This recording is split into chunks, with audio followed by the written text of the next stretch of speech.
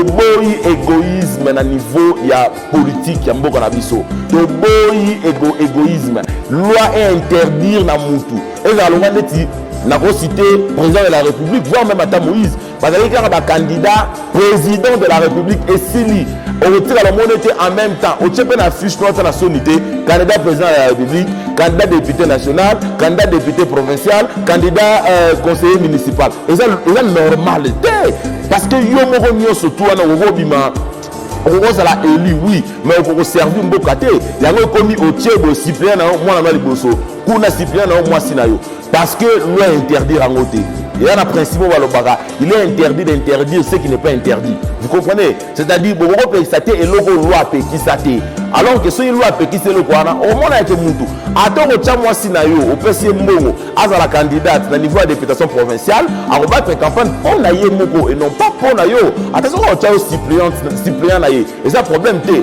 topé moi na yo et ça peut la problème té ba gouverneur il y a ba province base à la grande té ba natif il y a ba province mais mu Congo à rose la gouverneur ya Kasai Moulouba rose la gouverneur ya Équateur Mungala rose la gouverneur ya na niveau ya Congo Mutakwanga rose la gouverneur na niveau au Katanga na niveau Lomami na niveau Sankuru et za la bongo ba panza député provincial il faut la rater natif ya province na yo rose la candidat député provincial oza Moulouba mais oza candidat député provincial na Kwilu oza Moulouba mais oza candidat député provincial na Équateur oza Mungala mais oza candidat député provincial na niveau ya Nino et donc yango balobi Kin France Télévision ne makam oza bezuta ba film bien otala ba émission bien Kin France Télévision ne makam chaîne moko ya kanda aïe aïe aïe balobi so to ba minte musala ne makam Kin France Télévision ne makam musala ne makam abonné massivement la chaîne France Kin TV et pas Yannick Wenge Béton doit s'abonner kuna boyoka masolo puis ya politique masolo ya Congo masolo ndenge Congo zonge pas ba congolais nous avons la personne mon master mo sala na émission trop bien Yannick Wenge na Yannick Wenge yonde makam mbote na bino nyonso to balandi ya Kin France bisika bozwami na yebi que Kin France ezali chaîne oyo talema monde entier mobimba de partout na ozo bapel ya bana Angleterre ya bana ya Canada na ozo bapel na Congo Zambie Zimbabwe par rapport à l'émission tout ça là c'est vrai que biso na biso bana tout ça biso ba politicien té tout ça na biso ka juste ba analyste politique to lobela sur makambo Italie ba situation politique ya mboka na biso o ezotambola malamu na o ezotambola malamu te tozalaka obligé oluka kopesa information ba news et pas ba congolais ba o peut-être ba zui libaku ya rolanda information directe te na ba chaîne ya mboka na biso Congo mais au travers chaîne na biso Kin France TV bazali quand même na grâce wana ya kozwa ba news union surtout oyo zali actuellement dans la situation politique ya boka na biso. Alors aujourd'hui nous nous sommes donné le devoir il y a kolobela makambo Italie après élection il y a ba député ou soit publication voulais-je dire il y a bah résultat oyo kadima à mekaki un peu kolobela la semaine passée et logo nini peuple azo zela et pas ya ba député nouvellement élu nini oyo bakoki kosala est-ce qu'il faut demeurer toujours na même style politique oyo mboka na biso tozo mais un peu courir derrière ça ou soit il faut ko changer ba makambo ebele. Alors nous allons devoir faire une analyse pour permettre c'est vrai na ba congolais d'apprécier mais également peut apporter critique pour permettre biso lobby na mikolo yokoya pour que tout le cato changer manière oyo ya aborder émission ou soit tout le cato pesa ba nouvelle idée oyo ko aider ba congolais surtout ba o bazalaka na connaissance moindre par rapport à la situation politique ya mboka ba meka un peu ko développer ou soit ko faire avancer ba idée ou soit connaissance na bango sur le plan politique ya mboka na biso.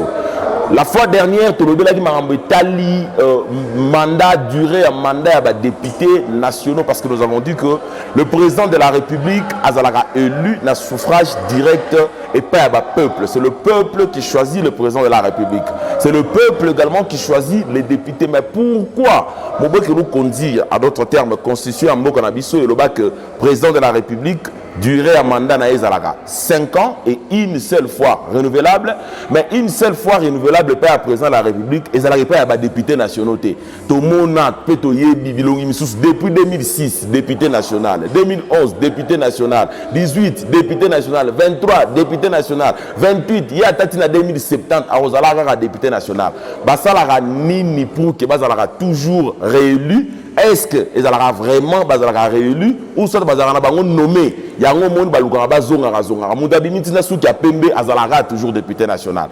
Alors to sengi na ba député oyo bazali nouvellement élu bolukabo aider peuple a besoin à changement à marambebele, peuple a besoin à ce que à vivre malam, peuple a besoin de Azala lokola prisonnier, ne balobara ciel ouvert. Non du tout. Ce n'est pas 20 euros mon peuple a téléminé à 5 heures à qui a voté. Il a des pauvres villes na ebonga.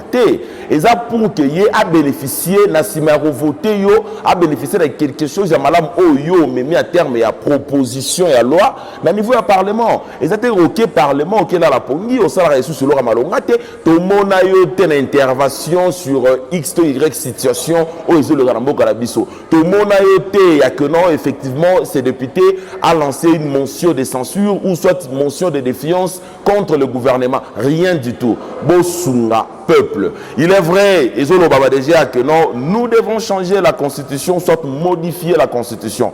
Nous accepterons, il y a que la constitution à la modifier parce que c'est une œuvre humaine et ça n'a pas lacune ébélée ou c'est là ce que Moganabiso est avancé.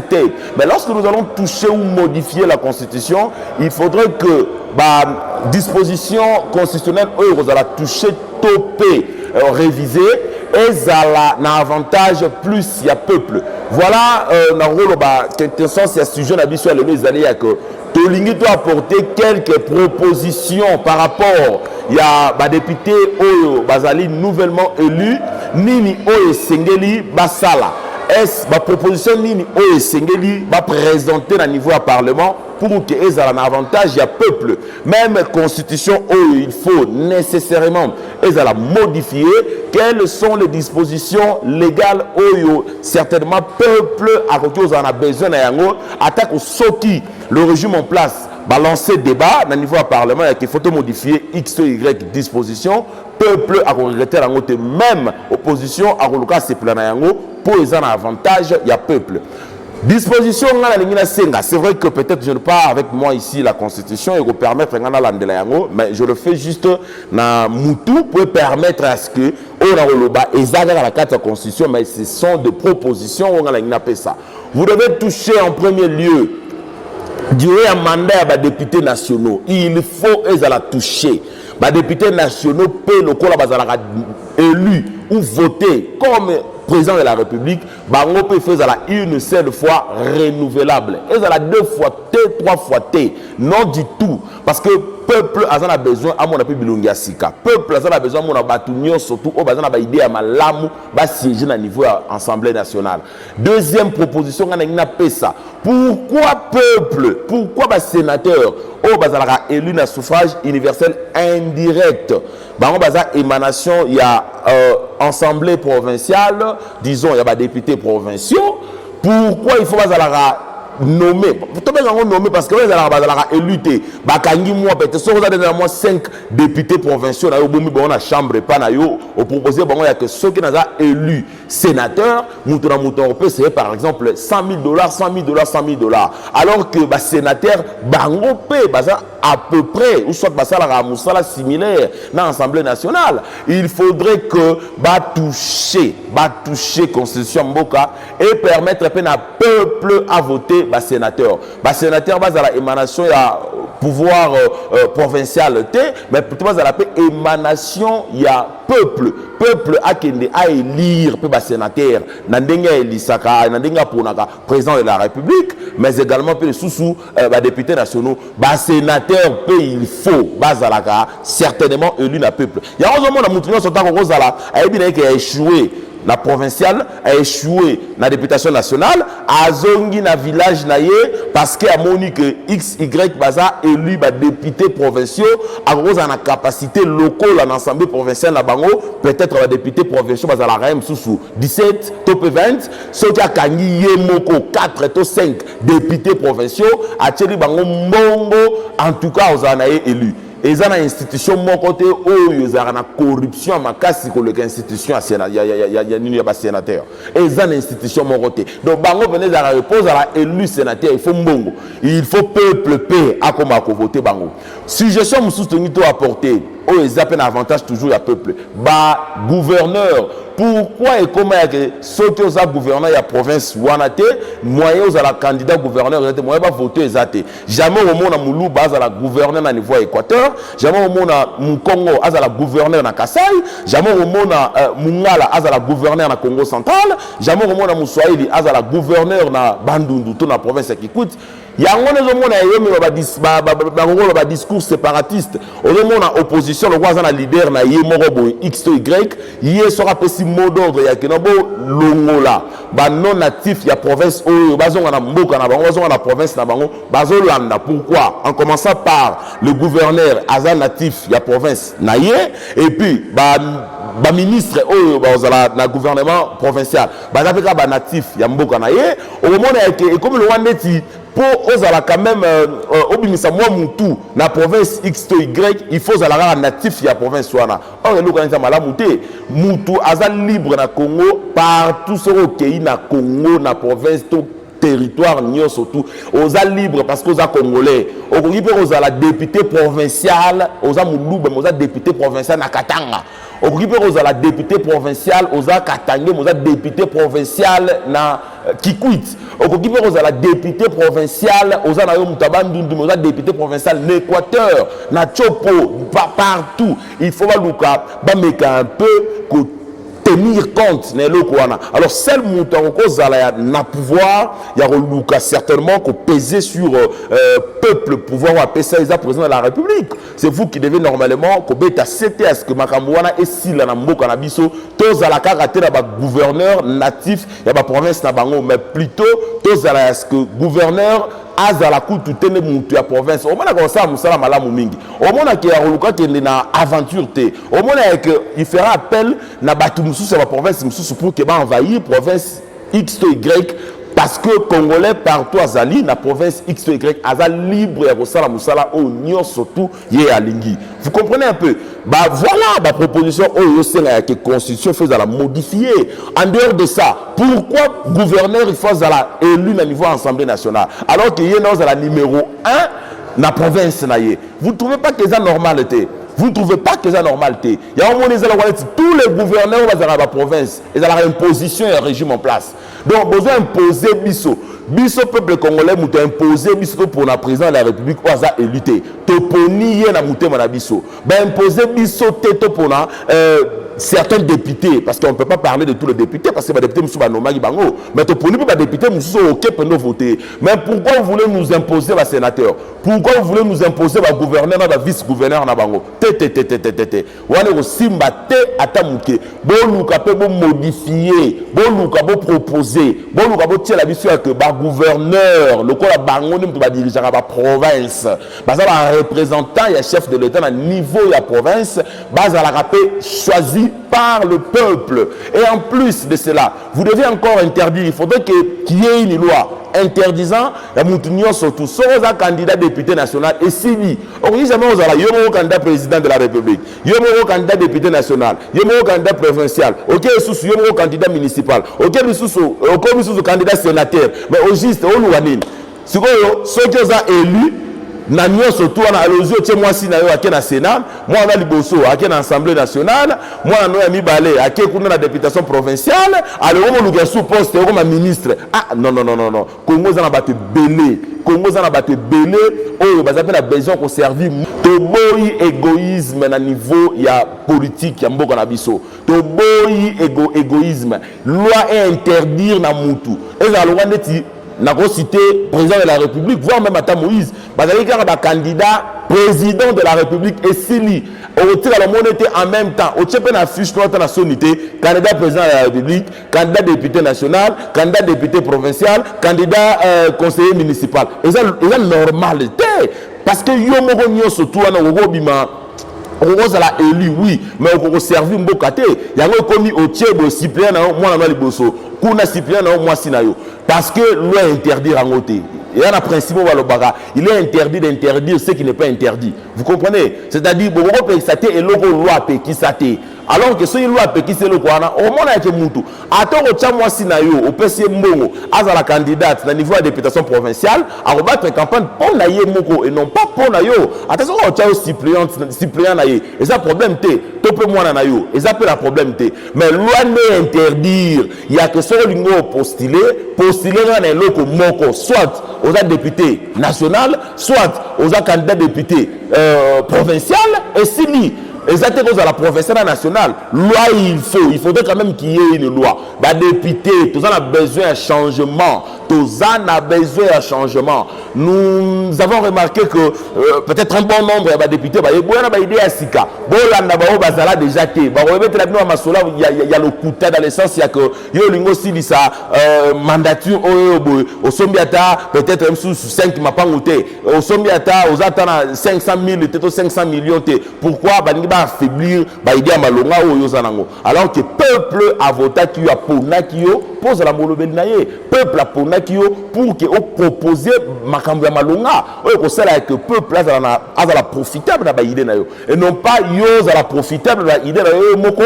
Alors que le peuple a la profitable été. Naloba qui la fois dernière que député élu aux alliés moi na Moussala ya peuple. Aux hommes qu'on a peuple, tu as bien honorable, c'est par ignorance. On a un député parce que symbole va combattre honorable député national, va combattre député national. Alors vous devez être au service du peuple et non pas aux à la bakondi à peuple. Mouto ba poni azalaka moi na musala ya muto aponi et non pas mukonza muto aponi. Tant boyanga koluka ba voix pas na biso, boyanga na kolela, boyanga na kolakisa ki ya solonga na ozana bino. Mais une fois que tu peux bino ba voix et comme arayo pour donner escampette. Bokimi et comme on ba benga honorable bo tanga makelele na za na réunion na za to za besoin benga bino te, mais to za besoin plutôt boyanga vers biso pour na kozoba idée, ba proposition na biso to ko pesa bino parce que bino ne boza na la seule bouche au même X to Y na niveau ya parlement parce que tu pour la rabino Tosengi constitution certainement il faut la modifier. Ma proposition on a proposé ce que c'est avec la récapitulatif pour que permettre à Mouto peut-être à quitter les bandelités à la nangata na katikati. Les députés nationaux il faut élu na suffrage direct de la même manière avec le président de la République. Maintenant une seule fois renouvelable.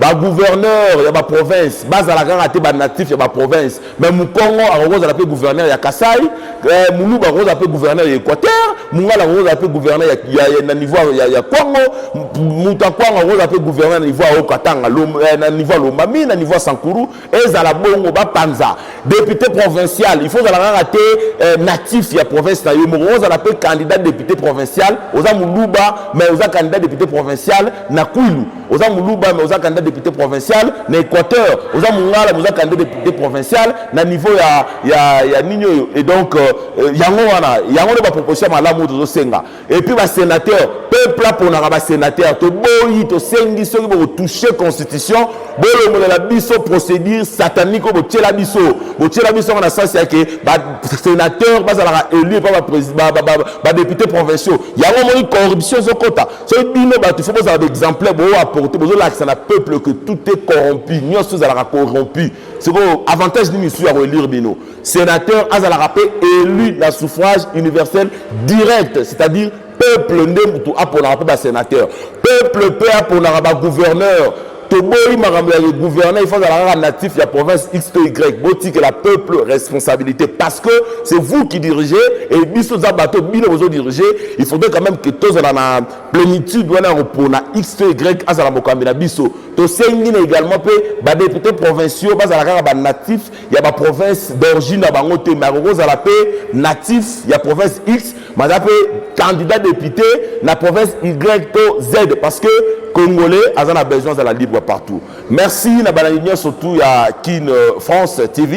C'est vrai que bolaninga partout, c'est vrai que boyoki message, boyoki peut-être proposition on a ligné à apporter pour un changement politique ya mboka na biso. Tout ça a besoin de dire que de vivre un changement, on a tout accompagner la vision du chef de l'État, mais ils allaient accompagner à pas mais avec de bonnes idées, avec des propositions et que ça mala mingi. Kimia, au Mabota, Mabino. Merci, bye bye, à la prochaine. Balobi Kin France Télévision, ne makam. Osa bezuta ba film bien, ota la émission bien. Kin France Télévision, ne makam. Chaîne Moroya Kanda. Aïe aïe aïe. Balobi soto ba minte. Musala ne makam. Abonnez massivement la chaîne France Kin TV et pas Yannick Wenge Béton.